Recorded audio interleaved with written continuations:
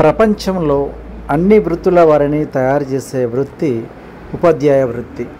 విత్తనాల సేకరణలో జిల్లా స్థాయిలో తనకొచ్చిన అవార్డుని స్కావెంజర్స్ అండ్ స్టూడెంట్స్కి అంకితం ఇచ్చిన విమల మా స్నేహితురాలని చెప్పుకోవడం మాకెంతో గర్వకారణం. అసలైన ఆదర్శ ఉపాధ్యాయురాలంటే ఇదండి. ఆవిడ సన్మానం పొందడమే కాకుండా ఆవిడకి హెల్ప్ చేసిన స్టూడెంట్స్ స్కావెంజర్స్ స్వచ్ఛమిత్రాన్ని కూడా తీసుకొచ్చారు. ఈ రోజు నాకు ఈ సత్కారానికి కారణమైనటువంటి మా స్వచ్ఛమిత్ర, మా స్టూడెంట్స్, మా స్టాఫ్ వాళ్ళ వరకు నేను కలెక్టర్ గారి చేతుల మీదుగా తీసుకున్నాను. అది ఎమ్మెల్యే గారు, తర్వాత మన ఎంఈఓ గారి చేతుల మీదుగా మా స్టాఫ్కి అందించాలని నా కోరిక. ఎందుకంటే చెట్ల కిందకి చీపురు చాట బస్తాలు పట్టుకుని వెళ్ళి నేను ఎత్తుకుని వస్తే బడికి తీసుకొచ్చిన తర్వాత వాళ్ళు శుభ్రం చేసి ఎండబెట్టారు విత్తనాలు. సో వాళ్ళ సహాయ సహకారాలతోనే ఈరోజు ఎంత ఆనందాన్ని పొందగలిగాను. కాబట్టి నేను శిరీష మా స్కావెంజర్ అండి, మా స్వచ్ఛమిత్ర, మా విద్యార్థులు మీకోసం ఇప్పుడు ఇందాక నుంచి పాపం వాళ్ళు కూర్చున్నారు సార్. నేను చెప్పాను ఎమ్మెల్యే గారి ద్వారా, ఎంఈఓ గారి ద్వారా మీకు సన్మానం చేపిస్తానని. ఈ పిల్లలు విత్తనాల సేకరణలో చాలా కష్టపడ్డారు సార్. మా స్వచ్ఛమిత్ర Sirisha దామా second very good.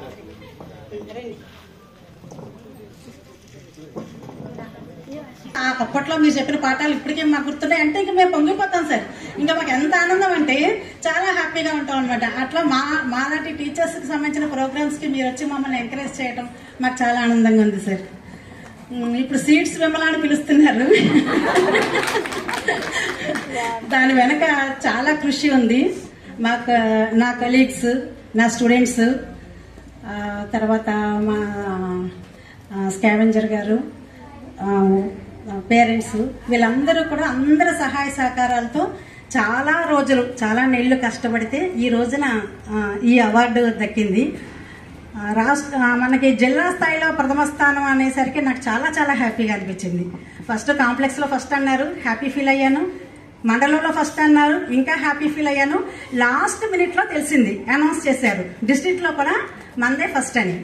So collector గారు స్టేజ్ మీద 2 నిమిషాల పాటు నాతో మాట్లాడారంటే ఆయన ఎంత ఇంప్రెస్ అయ్యి ఉంటారో చూడండి. మీ స్కూల్కి వస్తానమ్మా, అవేం డిస్టర్బ్ చేయకుండా అలాగే ఉంచి నేను వచ్చి చూస్తాను అంటున్నారు. అన్ని వెరైటీస్ చేసావా, 362 రకాల విత్తనాలు సేకరించావా అంటున్నారు ఆయన. 440 కేజీలు రకాలకు వచ్చేసరికి 362 రకాల విత్తనాలని సేకరించాం అందరి సహకారంతో. సో దీనికి సహకరించినటువంటి అందరికీ కూడా సభాముఖంగా నా కృతజ్ఞతలు తెలుపుకుంటున్నాను. అదేవిధంగా మనం డిగ్రీలు చదివాము, బీఈడీ చేసాము, డిఎస్సీలో మంచి ర్యాంక్ వచ్చింది, అందుకే నేను టీచర్ అయ్యాం అనుకుంటున్నాం కదా. కానీ దీని వెనక ఒకటి ఉంది. మన భూమి మీదకి వచ్చే ముందు ప్రతి మన సృష్టికర్త అడుగుతాడంట, నువ్వు భూమి మీదకి వెళ్ళి ఏం చేయాలనుకుంటున్నావని. అప్పుడు నేను సమాజాన్ని ఉద్ధరించాలనుకుంటున్నాను, సమాజానికి మంచి చేయాలనుకుంటున్నాను, ఒక మంచి తరాన్ని తయారు చేయాలనుకుంటున్నాను అని చెప్పిన వాళ్ళ మాటలకి ఇంప్రెస్ అయితేనే ఆయన మనల్ని ఉపాధ్యాయులుగా ఈ భూమి మీదకి పంపిస్తారట, ఆయన మనల్ని నమ్మి.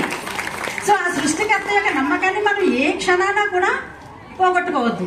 దాన్ని తగ్గట్టుగానే మనం గట్టిగా కృషి చేసి మనం ఉదయం వేసిన తర్వాత ఒక్కటే ఆలోచించుకుందాం, మనం ఈ భూమి మీదకి దేని నిమిత్తం వచ్చాము అది పూర్తి చేసుకునే వెళదాం.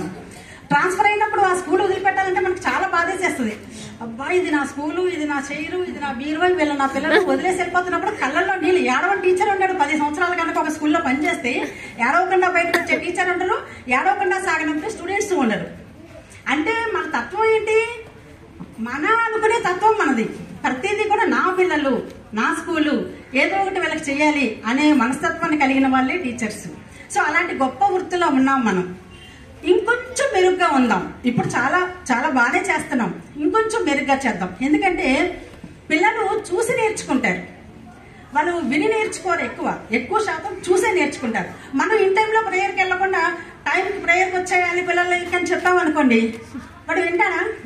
మనం వచ్చి చూపించాలి. ప్రతిదీ కూడా ఇదేనే కాదు, ప్రతిదీ కూడా. ఒక చిన్న ఉదాహరణ ఏంటంటే, ఆశ్రమంలో గాంధీ గారితో పాటు ఆశ్రమంలో పనిచేసే ఒక ఆమె తన బిడ్డను తీసుకుని వచ్చిందంట. గాంధీ గారు నేను ఎంత చెప్పినా వినట్లేదు బాబూజీ, మా పిల్లడు రోజు బెల్లం ముక్కలు తినేస్తున్నాడు, కొంచెం అన్న బెల్లం ముక్కలు తినటం మానేయమని మీరన్నా చెప్పరా బాబూజీ అని అడిగిందంట. అడిగితే ఆయన అన్నారంట, ఒక వారం తర్వాత రా అమ్మా అని చెప్పారట. ఈ ఒక్క ముక్క చెప్పడానికి వారం రోజులు టైం ఎందుకు అడిగారో ఆమెకు అర్థం కాలేదు. కానీ బాబూజీకి ఎదురు చెప్పలేదు కదా. అలాగే బాబూజీ అని చెప్పి వెళ్ళిపోయి ఒక వారం తర్వాత బిడ్డ తీసుకుని వచ్చిందంట. అప్పుడు బిడ్డను పక్కన కూర్చోబెట్టుకుని బాపూజీ ఏం చెప్పారంట, బెల్లం ముక్కలు రోజు తినకూడదమ్మా, ఎప్పుడైనా పండక్కి పబ్బానికి అమ్మ పెడుతుంది అప్పుడు తిను, బొజ్జ పాడైపోతుంది అని చెప్పారట. చెప్పి పంపించేశారు.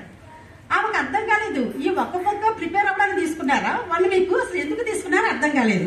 అప్పుడు అడిగిందంట, ఏంటి బాపూజీ ఈ మొక్క అప్పుడే చెప్పొచ్చు కదా అని. అప్పుడు ఆ పిల్లోని పిలిచారట. మళ్ళీ బాపూజీ పిలిచి పక్కన కూర్చోబెట్టుకుని, అరే చిన్న, నాకు నీ వయసు అప్పటి నుంచి బెల్లం ముక్కలు తింటాం, ఈ రోజుకి కూడా అలవాటు. బెల్లం ముక్క కనిపిస్తే నేను ఆగలేను, తినేస్తూ ఉంటాను, దానివల్ల చెడు జరుగుతుందని తెలిసినా నాకు అలవాటుగా మారిపోయింది. మరి మీ అమ్మేమో నిన్ను తినొద్దని చెప్పమంది, నేను తింటూ నీకెలా చెప్పగలనురా, అందుకని ఈ వారం రోజుల నుంచి నేను మొత్తం మానేశాను బెల్లం ముక్కలు తినడం, అందుకనే నేను నీకు చెప్పాను అని చెప్పారన్న. అంటే ఏదైనా మనం ఆచరించి చెప్పిన విషయం అది చిన్నదైనా కూడా చాలా విలువను కలిగి ఉంటుంది, అది అవతల వాళ్ళు కూడా ఫాలో అవుతారు. సో ఓన్లీ నీతులు చెప్పడమో పాఠాలు చెప్పడం మాత్రమే మన వృత్తి కాదు, ఆ వృత్తి వేరే ఉంది, వేరే వృత్తుల్లో వాళ్ళు అలా చెప్పచ్చు. కానీ మనం మాత్రం మనం చేయగలిగింది చేసి మాత్రమే విద్యార్థులకి ఎలా ఉండాలి అని చెప్పాలి. తర్వాత మనం ఏం చెప్పినా వినడానికి మనకు పిల్లలు ఉన్నారు, మన అదృష్టం.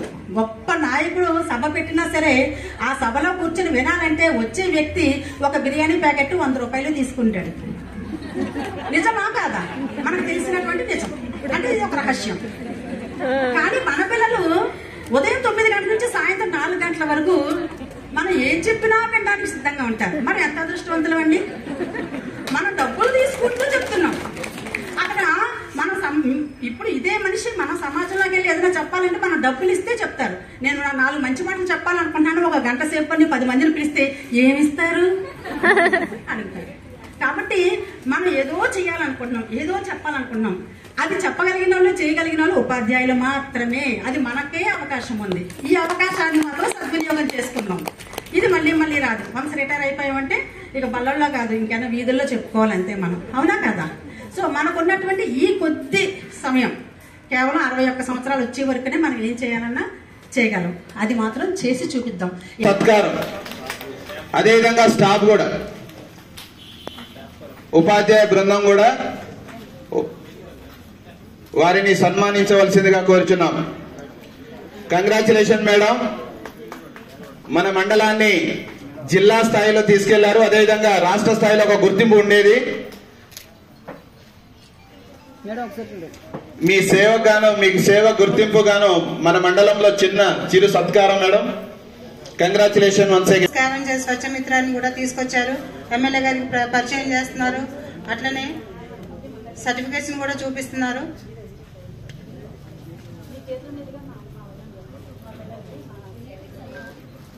Really very great time.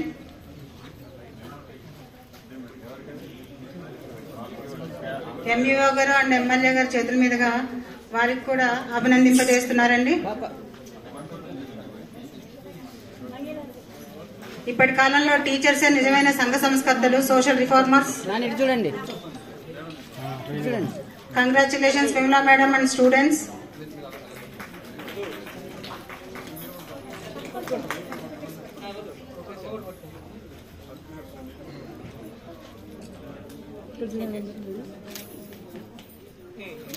Okay అండి.